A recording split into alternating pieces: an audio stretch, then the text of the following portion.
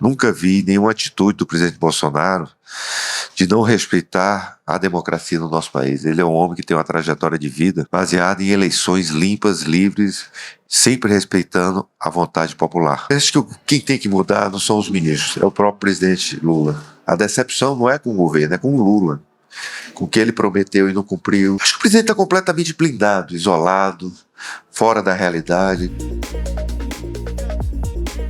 Olá, eu sou a Isabel Mega e este é mais um episódio do EsferaCast.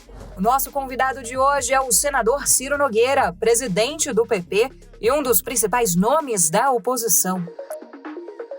Senador, estamos em um contexto de bastante turbulência política por motivos diferentes, mas tanto para Lula quanto para Bolsonaro. Começando da situação do ex-presidente Jair Bolsonaro, como é que vocês receberam a denúncia no Supremo Tribunal Federal? O que tem de expectativas desse processo? Olha, recebemos com muita preocupação. Não vou negar para vocês, com todo o respeito que eu tenho à PGR, um sentimento de injustiça, porque eu, principalmente, que fui seu ministro da Casa Civil e presenciei os momentos, nunca vi nenhuma atitude do presidente Bolsonaro de não respeitar a democracia no nosso país. Ele é um homem que tem uma trajetória de vida baseada em eleições limpas, livres e sempre respeitando a vontade popular. E a gente espera que ele tenha um julgamento justo, que o sentimento que fica é um sentimento de perseguição. Isso é muito ruim para a nossa democracia. Eu acho que nós estamos num momento do nosso país que a gente fica muito olhando para trás, buscando culpados e tudo, enquanto a população brasileira está buscando soluções para o nosso país. A população está se sentindo um pouco abandonada pelos seus líderes em Brasília, que perdem tempo em situações inúteis que não melhoram a vida da população. A população hoje está com dificuldade de comprar arroz e feijão, tá? Classe média com dificuldade de ter acesso aos serviços, as pessoas se sentindo desamparadas enquanto Brasília e as suas lideranças ficam discutindo a impeachment de ministro do Supremo, prisão de ex-presidente, a perseguição às pessoas que participaram daquele evento, daquelas depredações, e grande parte do esforço de Brasília, das discussões que poderiam ser importantes para o país, são perdidas com essas discussões que, do meu ponto de vista, são inúteis. A base do ex-presidente Jair Bolsonaro muitas vezes impulsiona discussões, por exemplo, do PL da anistia. Com a denúncia, o senhor vê um enfraquecimento disso? Não, continua sendo pelo contrário, uma pauta viva para vocês? Eu acho que nós vamos votar, eu acho que tem um sentimento de justiça contra essas pessoas. Eu não sou favorável pura e simplesmente a anistiar as pessoas, elas têm que ser condenadas por depredar prédios públicos, por invadir prédios públicos. Isso sim, e elas são culpadas. Agora, condenar as pessoas, que eu te pergunto, você não conhece um líder desse movimento lá, que esteve preso lá, depredando os prédios públicos, e condenar elas a 18, 20 anos de cadeia, muito mais do que pessoas que matam, que roubam, que estupram no nosso país, e isso cria um sentimento de justiça no nosso país muito grande. Em relação à lei da ficha limpa, que é outra articulação muito forte, o próprio presidente da Câmara, Hugo Mota, chegou a sinalizar que realmente 8 anos, na opinião dele, é muito. A costura se passa por trazer a inelegibilidade para 2 anos ou existe um meio termo? Não, eu sou contra isso. Acho que isso vai beneficiar o corrupto. E esse tipo de gente nós temos que afastar completamente da vida pública. Isso pode beneficiar alguns que podem se sentir injustiçados pela própria lei. A própria lei, às vezes, ela transcende os 8 anos. Tem pessoas aí que acabam ficando 18, 16 anos impedidos de disputar, e isso é o erro. Temos que regulamentar, porque o legislador queria 8 anos. Eu acho que é um tempo perfeito, são 2 eleições, para que a pessoa cumpra essa pena. Eu sou contra a diminuição de tempo para 2 anos. A gente está no momento também, agora olhando para o outro lado, do atual presidente da República, de uma baita crise de popularidade. Lula está amargando o pior resultado em pesquisas nos 3 mandatos dele. Uma crise que passa pelo preço dos alimentos, que vocês são bastante críticos e levantam muito essa bandeira de desgaste também do governo, e um momento em que ele precisa fazer um rearranjo ministerial. Lá atrás, o então presidente Jair Bolsonaro optou estrategicamente por trazer o senhor para a Casa Civil. O senhor acha que há em curso uma tentativa de fazer algo semelhante, não digo para a Casa Civil, mas para uma outra localidade palaciana, digamos assim? Olha, acho que quem tem que mudar não são os ministros, é o próprio presidente Lula. A decepção não é com o governo, é com o Lula, com o que ele prometeu e não cumpriu, com as prioridades que ele deu ao seu partido e a proteger a companheirada e não proteger a população, a esse excesso de gastos do seu governo que tem inviabilizado a nossa economia. Isso é que é o grande problema. E eu vou ser muito franco, não adianta mudar os ministros, tem que mudar o presidente. Ele voltar a ser aquele homem que nos seus 2 primeiros governos se preocupou com a própria população.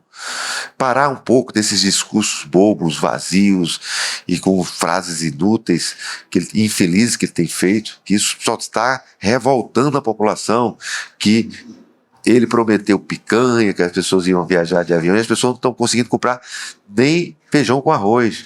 E que ele criou uma dieta que é muito gasto em Brasília e pouco alimento na mesa do povo brasileiro.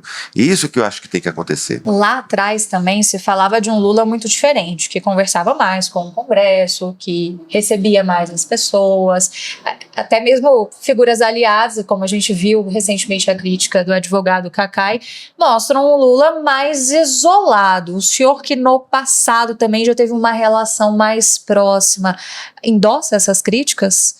Acho que o presidente está completamente blindado, isolado, fora da realidade. Não, é um homem que hoje não tem, que eu acho que... Eu conheço o Lula de muito tempo. O fato dele não poder ir na rua, não poder interagir com as pessoas, ter essa rejeição da população, isso dói muito no homem que foi amado. O Lula, até nas eleições que perdia, quando perdeu para o Fernando Henrique, ele era mais amado do que o Fernando Henrique. E hoje é o contrário, ele dói muito ele ver no presidente Bolsonaro uma pessoa que é amada no país, que é festejada onde vai. E eu conheço isso, tem amargurado muito, por isso que o Lula hoje é um homem ressentido. E ele tem que tirar esse ressentimento. Quando eu pensei que ele assumiu esse mandato, eu pensei que ele ia agir como o Mandela usou o seu governo naquela época, unir a África do Sul, por exemplo. O Lula só olha para trás, é um homem ressentido e é um homem que tem frustrado a população brasileira. Eu acho que é um homem isolado. Vou te dar um exemplo que para mim simboliza muito quem é o Lula hoje. Ele não tem um celular. Uma pessoa que não tem um celular, como é que ele só mostra o que as pessoas querem que ele veja. Então é um homem completamente isolado. Se ele tivesse um celular, o senhor procuraria algum tipo de contato, considerando que o PP também tem um ministério? Eu tenho uma divergência hoje. Eu tenho um carinho enorme pelo presidente Lula. Eu tive uma admiração muito grande pelo Lula que ele foi no passado. Mas esse Lula que veio foi contra justamente a sua volta ao poder, porque o Lula que veio não veio para proteger a população, veio para trazer de volta o seu partido ao poder. É um homem que só pensou na companheirada. O que ele tem feito com as estatais do nosso país, colocando pessoas incompetentes e despreparadas, trazendo prejuízos enormes na população brasileira. E isso não é o Lula que eu conheci. E eu não vou ter nenhum diálogo com ele enquanto ele for presidente da República. Nada contra ele, pessoal. É uma pessoa que eu quero bem pelo que ele fez. Mas é uma pessoa que tem me decepcionado muito pelas opções que ele fez ao gerir o nosso país atualmente. Isso passa por um desembarque também do PP, já pensando no xadrez eleitoral para 2026? Olha, por mim, o PP nem tinha embarcado. Fui contra a nomeação do ministro André Futuro, que é uma pessoa que eu respeito, foi uma decisão pessoal dele, mas o partido não tem a menor identificação com esse governo. O Lula é de um tempo que pensava que se entregando cargos para os partidos ia ter o apoio do partido. Hoje o apoio do partido se tem se tivesse identificação com as nossas bandeiras, com o que pensam os nossos eleitores, o que defendem os nossos deputados, e nós não temos a menor identificação com esse governo. Arthur Lira no ministério, então, não é uma ideia que agrada ao senhor? Se Deus quiser, isso não vai acontecer. Por que o senhor acha que não vai acontecer? Porque eu acho que o Arthur, se botar 50, Arthur não vai resolver. Eu digo que o problema, volto a dizer, que o problema desse governo não são os ministros, é o seu presidente, que hoje não comanda o país. Hoje, o problema do Brasil não é que nós temos 50 Lulas nos ministérios, porque ele não coordena, o seu ministro da Casa Civil não faz isso, e hoje cada ministro é como se fosse um Lula, tem autonomia e não tem menor coerção de governo no nosso país. E esse é o grande problema do governo. Senador, conversa com o senhor rende muito, mas ela está chegando ao final, aquele momento de 1 minuto para 5 perguntas de respostas rápidas. Uma característica do senhor que te fez chegar onde o senhor está hoje? Acho que sou uma pessoa de diálogo, isso que é o mais importante. Uma coisa que o senhor faria de diferente na sua carreira? Eu devia ter me aproximado do presidente Bolsonaro no início do governo. Se o senhor fosse presidente e tivesse todo o poder nas mãos, qual a primeira lei que sancionaria amanhã?